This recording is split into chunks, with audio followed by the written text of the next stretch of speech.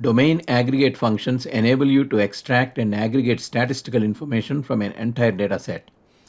These functions differ from aggregate queries, as an aggregate query groups data before evaluating the values, whereas a domain aggregate function evaluates the values for the entire data before they are grouped.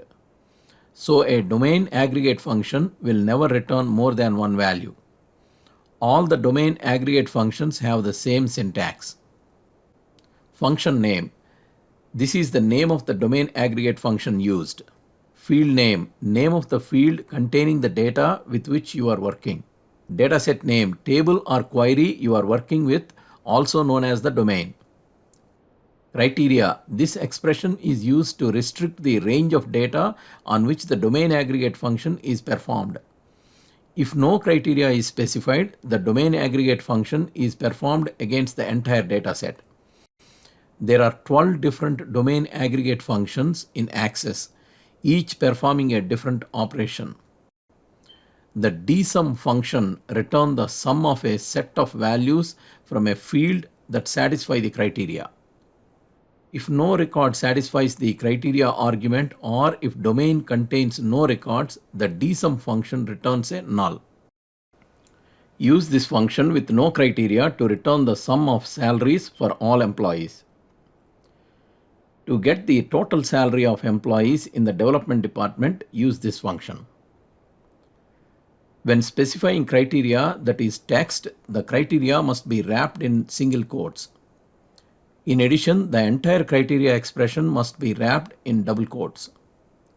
Add the criteria as the third parameter. The function returns the total salary of employees in development. You can use multiple criteria.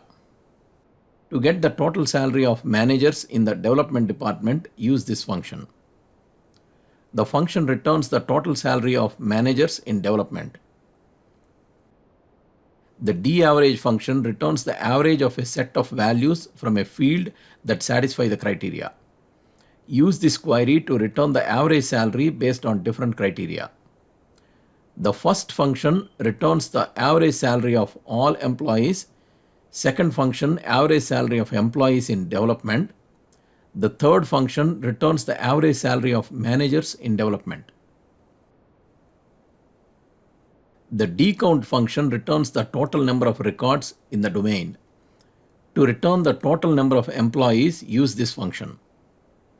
Use asterisk as we are only counting the records. The dlookup function returns the first value of a specified field that matches the criteria you define within the dlookup function. If you don't supply a criteria, or if the criteria you supplied doesn't sufficiently identify a unique row, the dlookup function returns a random value in the domain. For example, this function returns the first name of the employee with the employee ID 90001.